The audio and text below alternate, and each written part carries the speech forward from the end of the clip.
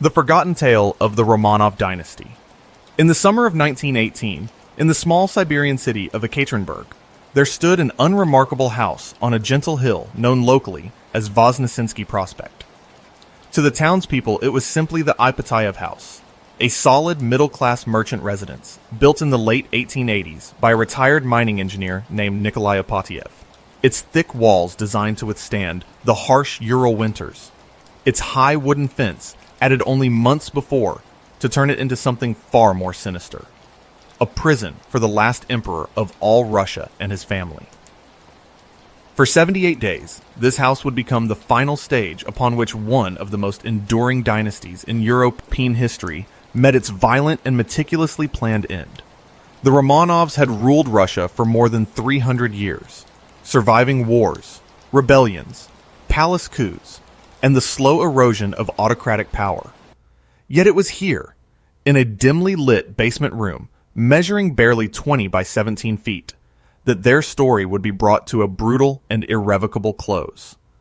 To understand how a family that once commanded an empire stretching from the Baltic Sea to the Pacific Ocean could be reduced to captives in a provincial merchant's home, we must return to the glittering years that preceded the catastrophe, to an era when the name Romanov was synonymous with unimaginable wealth, divine right, and architectural splendor on a scale the world had rarely seen. The dynasty's journey had begun in 1613 in the candlelit halls of the Ipatiev Monastery near Kostroma, when a trembling 16-year-old boy named Mikhail Romanov was carried on a sled through the snow to accept a crown that almost no one else wanted. From that fragile beginning, the family would produce some of Russia's most formidable rulers. Peter the Great, who dragged a medieval state into the modern age. Catherine the Great, who expanded its borders and filled its palaces with European art. Alexander II, the Tsar liberator, who freed the serfs only to be blown apart by revolutionary bombs. Each generation added new layers of grandeur. The Winter Palace in St. Petersburg, with its 1,786 doors and 1,145 windows. The gilded Catherine Palace at Tsarskoye Selo, with its reborn amber room. The sprawling Alexander Palace, where the last imperial family would spend their happiest years surrounded by gardens and the quiet hum of privilege. Yet by the time Nicholas II ascended the throne in 1894, the foundations of this vast edifice were already cracking. He was a gentle, deeply religious man who believed with childlike sincerity that God had chosen him to rule exactly as his ancestors had, untouched by parliaments or constitutions. His coronation in Moscow was meant to reaffirm that ancient bond between Tsar and people, but it became an omen. On the Kudinka field outside the city, a stampede among the crowds awaiting coronation gifts left more than 1,300 men, women, and children crushed to death. Nicholas wanted to cancel the evening's festivities. His uncles insisted he attend the French ambassador's ball anyway. The blood on the grass was still being washed away while the orchestra played in the Kremlin. From that day forward, many ordinary Russians would remember Kudinka as the moment the new Tsar turned his back on his people. The birth of an heir should have secured the dynasty's future, but it delivered instead its deepest private tragedy. In 1904, after 4 Grand Duchesses, Empress Alexandra Feodorovna finally gave birth to a son, Alexei Nikolaevich, the long-awaited Tsarevich. Within weeks, the boy began to bleed uncontrollably from the navel, a sign that he had inherited the hemophilia that haunted the descendants of Queen Victoria. Doctors could offer no cure, only warnings that the slightest bruise might kill him. In desperation, Alexandra turned to faith healers and mystics. And in 1905, a wandering Siberian starets named Grigory Rasputin entered the palace. His ability to calm the boy's bleeding episodes convinced the empress that he was sent by God. To the aristocracy and the growing middle class, Rasputin became the living symbol of everything rotten at the heart of the regime. A debauched peasant with hypnotic eyes who influenced appointments, dismissed ministers, and whispered in the empress's ear while the Tsar was away at war. When the First World War erupted in 1914, Nicholas made the fateful decision to take personal command of the armies, leaving Alexandra and Rasputin in charge of domestic government. Bread riots broke out in Petrograd in the freezing winter of 1917. Soldiers sent to suppress them instead joined the crowds. Within days, the 300-year-old monarchy collapsed with astonishing speed. On March 2, 1917, old-style calendar, Nicholas abdicated first for himself, and then, in an act with no precedent in Russian law, for his hemophiliac son. The Romanov dynasty, which had survived Napoleon's invasion and the Decembrist revolt, ended not with a battle, but with a handwritten manifesto on a train siding near Pskov. The provisional government that replaced the Tsar intended to treat the imperial family with dignity. They were moved first to the Alexander Palace at Tsarskoye Selo, then, as the political situation deteriorated, to the governor's mansion in Tobolsk, a quiet Siberian town where the family could still attend church services and the girls practiced their embroidery under the watchful eyes of guards who initially bowed when Nicholas passed. Photographs from this period show a family that still believed exile abroad awaited him. The girls in white dresses on the mansion's roof waving at the camera, Alexei propped up in his wheelchair, Nicholas chopping wood to keep himself occupied. King George V of Britain, Nicholas's first cousin and near look-alike, initially offered asylum, but as revolutionary sentiment grew in Britain too, the offer was quietly withdrawn. By early 1918, the Bolsheviks had seized power, and Lenin's government had no intention of letting the Romanovs become a rallying point for counter-revolution. In April 1918, a stern commissar named Vasily Yakovlev arrived in Tobolsk with orders to transfer the family to a safer location. Nicholas, Alexandra, and their third daughter Maria were taken first. The remaining children followed weeks later, sick with measles. Their destination was Ekaterinburg, an industrial city deep in the Urals that had become a Bolshevik stronghold. The Ipatiev House had been requisitioned in March. Its owner, Nikolai Ipatiev, was given 2 days to leave. Workers hammered together a high wooden palisade around the property, blocking all ground floor windows from the outside world. Inside, the house was stripped of anything valuable. Religious icons were removed, wallpaper torn down for security reasons. The upper floor became the family's prison. 5 rooms for the 7 Romanovs, their doctor Evgeny Botkin, maid Anna Demidova, cook Ivan Karatonov, and footman Alexei Trupp. A commandant named Alexander Avdev and a detachment from the local Cheka moved into the lower floor. Life inside the House of Special Purpose, as the Bolsheviks officially renamed it, settled into a grim routine. The family woke at 8, breakfasted on tea and black bread, attended a short prayer service read by Nicholas, then spent the day reading, walking in the tiny garden for exactly 30 minutes twice a day, and waiting. Guards scrawled obscene graffiti on the walls and harassed the Grand Duchesses through the open bathroom door. Letters from the outside world were heavily censored. Those the family wrote were never delivered. Yet even in captivity, the Romanovs retained a certain imperial dignity. Alexandra embroidered. Olga and Tatiana read the New Testament in turns. Maria befriended one of the younger guards. Anastasia played pranks to keep spirits up. And Alexei, now 14 but weakened by a recent knee injury, spent most days in bed with his spaniel Joy curled at his feet. By the beginning of July 1918, the atmosphere inside the House of Special Purpose had grown palpably darker. In Moscow, Lenin and the Central Executive Committee were receiving frantic telegrams from the Ural Regional Soviet. White armies under Admiral Kolchak and the Czechoslovak Legion were advancing rapidly across Siberia, and Ekaterinburg itself might fall within weak days. To the hardline Bolsheviks who controlled the city, the Romanovs were no longer simply prisoners. They had become a dangerous liability. If the Whites liberated the Tsar, he could be restored as a figurehead. If anti-Bolshevik forces found the family murdered, the crime would be blamed on local initiative rather than the Kremlin. The phrase, "liquidate the Romanovs," began to appear in coded messages between Ekaterinburg and Moscow, though the exact wording of any final order from Lenin remains one of the most debated absences in 20th century history. Inside the palisaded house, the guards were changed in early July. Alexander Avdev, a heavy drinker who had occasionally shown the minimally small kindnesses, was replaced by Yakov Mikhailovich Yurovsky, a 39-year-old former watchmaker and photographer who had risen through the Cheka ranks with cold efficiency.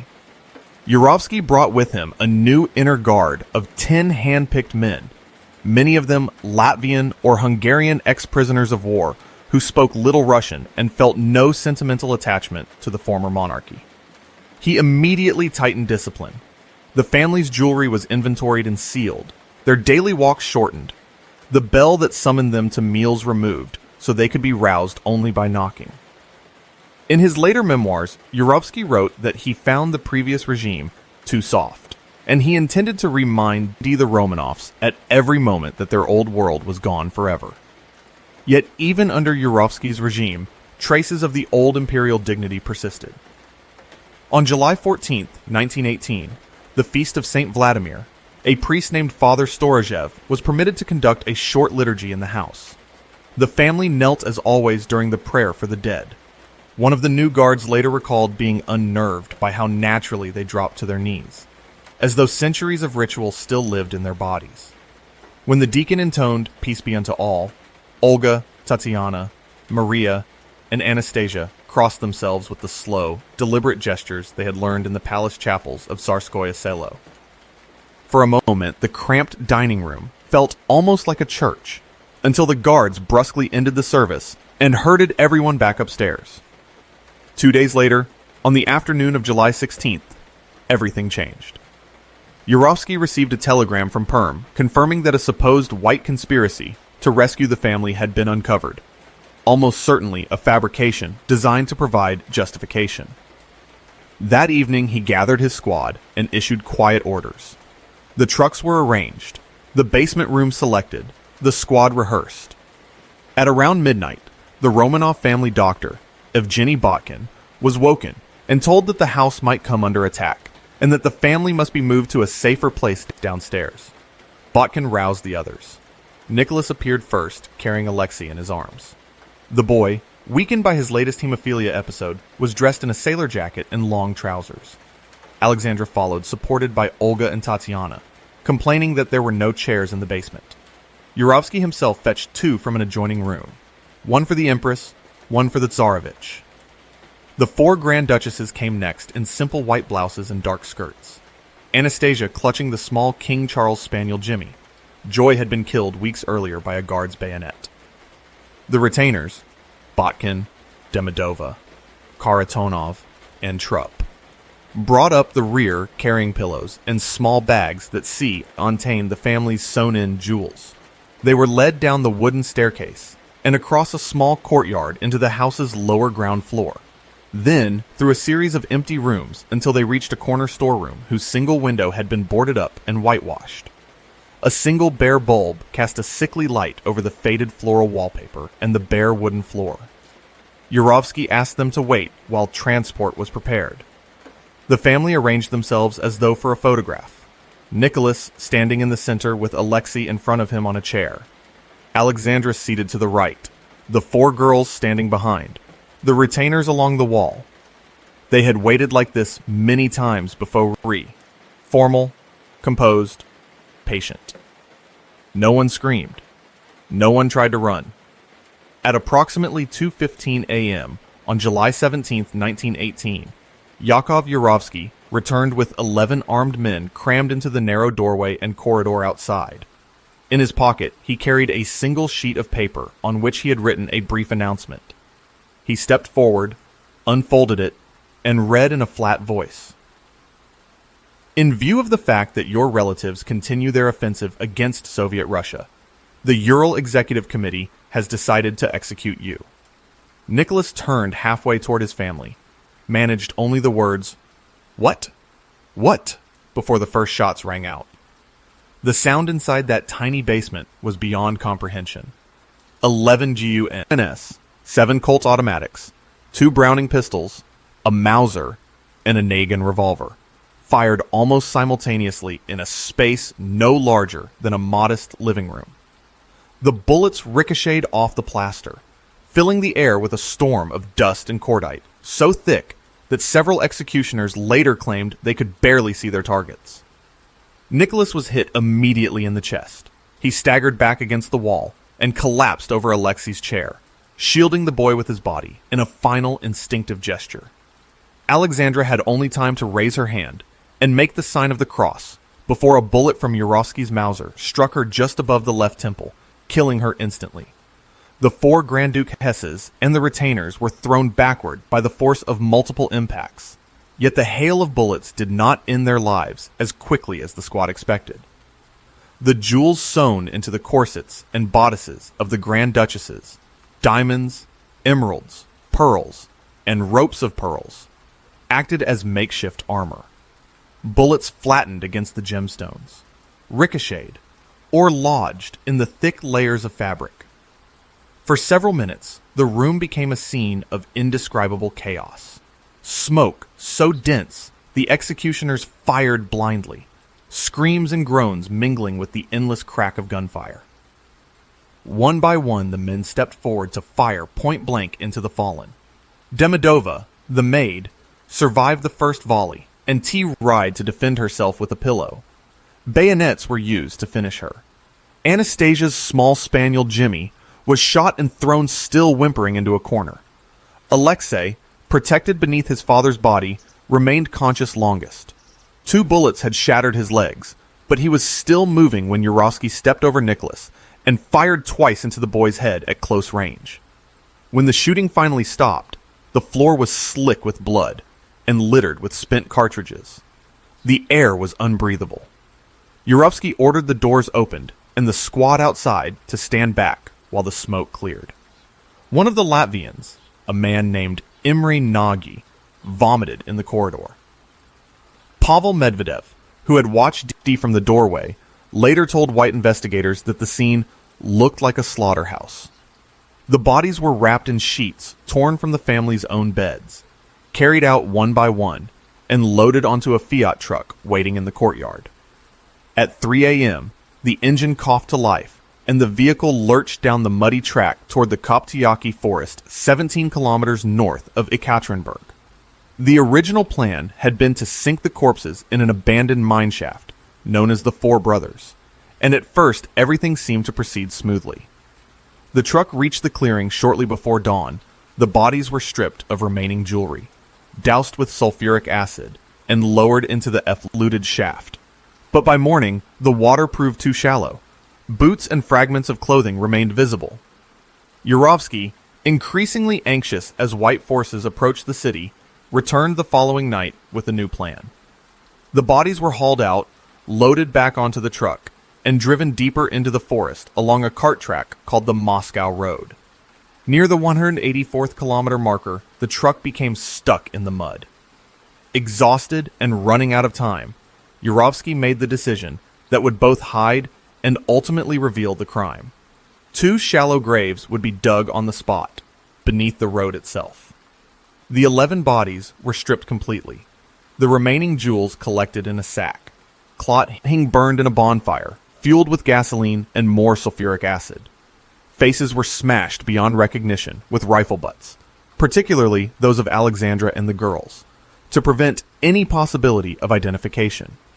The 2 smallest bodies, almost certainly Alexei and one of the sisters, probably Maria or Anastasia, were burned separately in a smaller fire and buried in a shallow pit a few meters away, an attempt to create confusion about the total number of corpses. By the time the first pale light of July 18th appeared over the birch trees, the graves had been covered with railway sleepers, brush, and a layer of earth. The truck returned to Ekaterinburg just as the city woke to another ordinary day. Less than a week later, on July 25th, 1918, white army troops entered Ekaterinburg almost unopposed. The Bolsheviks had fled westward, taking trainloads of archives with them, but they had left the Ipatiev House untouched except for a final act of vandalism. Every wall scrawled with obscene graffiti, and, in the basement, a cryptic line in German quoting Heine. Belshazzar ward in selbiger Nacht von seinen Knechten umgebracht. Belshazzar was, on that same night, murdered by his slaves.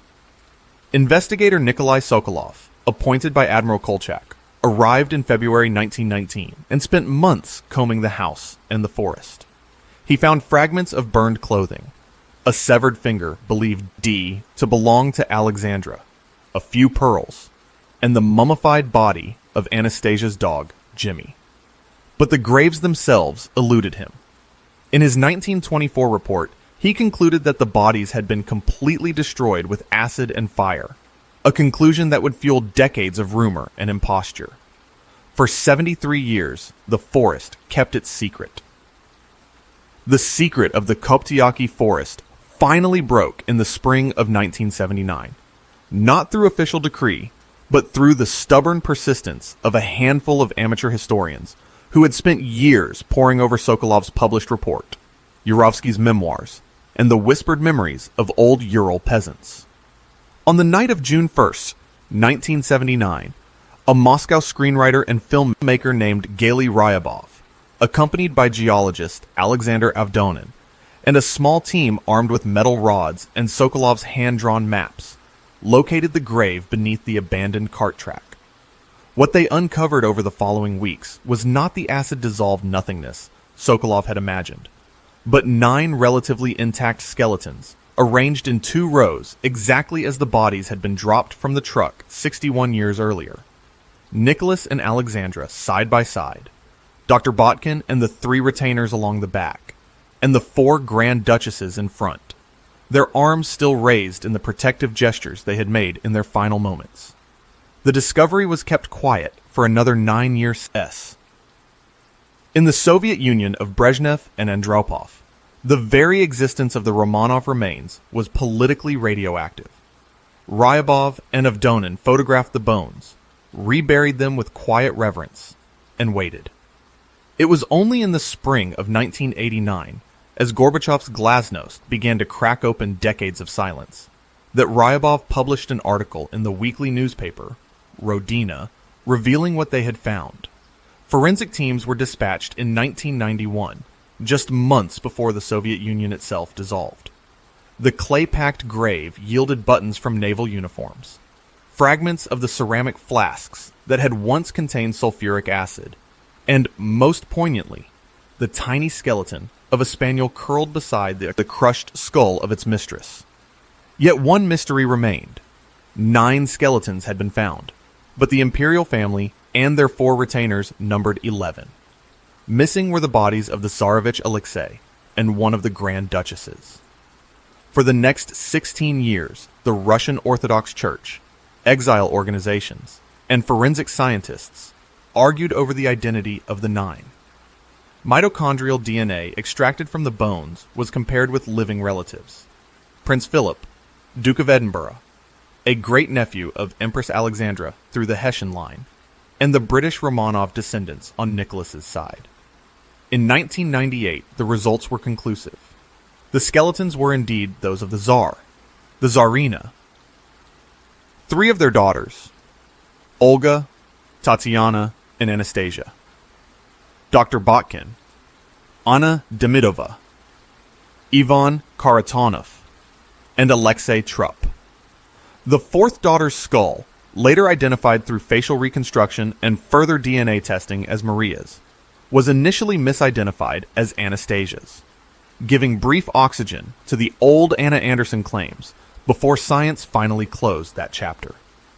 On July 17, 1998, exactly 80 years to the day after the murders, the 9 remains were laid to rest in the St. Catherine Chapel of the Peter and Paul Fortress in St. Petersburg, the traditional burial place of the Romanov Tsars since Peter the Great. President Boris Yeltsin, who had once been the Sverdlovsk Communist Party boss responsible for demolishing the Ipatiev House in 1977 to prevent it becoming a pilgrimage site, stood bareheaded in the rain and called the execution one of the most shameful pages in our history.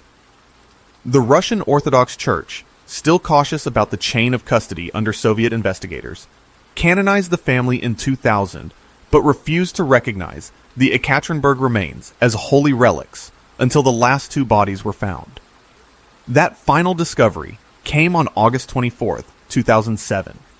A group of amateur archaeologists from the Tsar's Last Path Society, working from a 1919 map drawn by a member of the original disposal squad, located a second small grave only 70 meters from the first.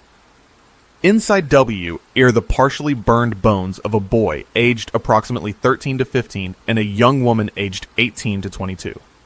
The boy's skeleton showed evidence of poorly healed fractures consistent with hemophilia crises. The girl's skull matched Maria Nikolaevna's dental records and facial morphology. Charred fragments of the same sulfuric acid flasks found in the main grave confirmed the connection. In 2008, mitochondrial DNA from the new remains was compared with the 1991 samples and with a blood-stained relic from the 1881 assassination of Alexander II preserved in the state hermitage. The match was perfect. Alexei and Maria had finally come home. In 2008, the Russian Supreme Court formally rehabilitated Nicholas II and his family, declaring them victims of political repression. The Ipatiev House itself no longer exists. Yeltsin ordered it razed in September 1977. But in its place now stands the Church on the Blood, a soaring five-domed cathedral built between 2000 and 2003 on the exact footprint of the merchant's villa.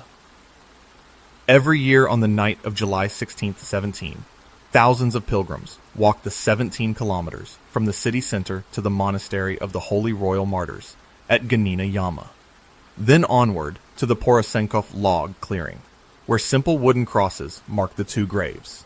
They light candles, sing the Kontakion for the departed, and remember a family whose final home was a nondescript provincial house with peeling yellow paint and a fate far darker than its walls ever suggested.